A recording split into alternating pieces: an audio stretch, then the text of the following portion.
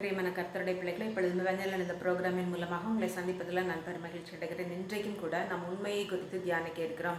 உண்மையை குறித்து ஒரு சில வசனங்களை நாம் தியானிக்க இருக்கிறோம். கர்த்தர் அவனவனுக்கு அவனவனுடைய நீதிக்கும் உண்மைக்கும் தக்கதாக பலனளிப்பாராக என்று 1 சாமுவேல் 26:23 கூறப்பட்டுள்ளது. எனவே பிரியமானவர்களே, நாம் உண்மையுள்ள பிள்ளைகளாக இருக்கும்போது ஆண்டவருடைய பலன் நமக்கு ஆசீர்வாதமாக கடந்து வரும் என்பதை நாம் அறிகிறோம். கர்த்தாவே, நான் உமக்கு முன்பாக உண்மையும் மன உத்தமமாய் நடந்து உமது பார்வைக்கு நலமானதை செய்தேன் என்பதை நினைத்திருளும் என்று விண்ணப்பம் பண்ணினான். இசைக்கியா மிகவும் அழுதான் என்று 2 ராஜாக்கள் 20:3 கூறப்பட்டுள்ளது.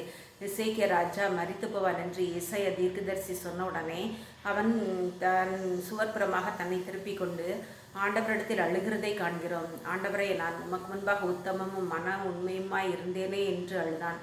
அவன் அழுதுபோதோ ஆண்டவர் அவன் கண்ணீரை துடைத்து 15 வருடங்கள் ஆயுசு நாட்களை கூட்டி கொடுத்தார் என்று நாம் கருதுகிறோம்.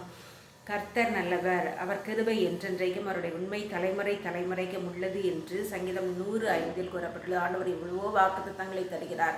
நமக்கான வாக்குத்தத்தங்களை தருகிறார். நமக்கு பின் நம்முடைய பிள்ளைகளுக்கும் அதே வாக்குத்தத்தங்களை தருகிறார் என்றே நாம் அறிகிறோம். அவனவனுடைய உண்மைக்கு தக்கதாக பலனளிக்கிற கர்த்தர், தலைமுறை தலைமுறையாக ஆசீர்வதிக்கிற கர்த்தர் என்று அறிகிறோம். பிரியமான கர்த்தருடைய பிள்ளைகளே, நீர் கட்டளையிட்ட சாட்சிகள் நீதியும் மகா உண்மையுமானவைகள் என்று சங்கீதம் 119, 138 கூறப்பட்டுள்ளது. எனவே அவருடைய சாட்சிகள் உண்மையானவைகள் என்று நாம் அறிகிறோம். அவர் பொய்யுரையாத தேவன், அவருடைய சாட்சிகள் உண்மையானது மட்டுமல்ல. இயேசு கிறிஸ்து சொல்லும்போது என்ன சொல்கிறார்? உத்தமமும் உண்மையும் உள்ள ஊழியக்காரனை, கொஞ்சத்தில் உண்மையாக இருந்தாய், அநேகத்தின் மேல் உன்னை அதிகாரியாக வைப்பேன் என்று எஜமானுடைய சந்தோஷத்துக்குள் பிரவேசி என்றான் என்று மத்தேயு 25:21 கூறுகிறதை நாம் காண்கிறோம். பிரியமான கர்த்தருடைய பிள்ளைகளை, கொஞ்சத்திலே உண்மையாக இருந்தாய், அநேகத்தின் மேல் உன்னை அதிகாரியாக வைப்பேன் என்று ஆண்டவர் கூறுகிறதை நாம் காண்கிறோம்.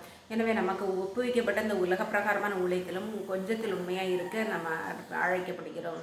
ஜெபிப்போமா? அன்புள்ள பரமபிதாவாகிய கர்த்தாவே, உமக்கு முன்பதாக உண்மையும் மன உத்தமமாய் நடக்க எங்களுக்கு உதவி செய்திருந்தோம். உண்மையுள்ள பிள்ளைகளை ஆசீர்வதித்து அவர்களுடைய தலைமுறை தலைமுறையாக அவர்களுடைய பிள்ளைகளையும் ஆசீர்வதிக்கிறீர் என்று அறிகிறோம். தகப்பனை, என் தேவனாகிய கர்த்தர் நீர் முழுவதுமாக பொறுப்பெடுத்துக் கொள்ள வேண்டும் என்று சொல்லி ஜெபிக்கிறோம். உம்முடைய நாமத்தை மகிமைப்படுத்தும். இயேசுவின் நாமத்தில் ஜெபிக்கிறேன் நல்ல பிதாவே, ஆமேன்.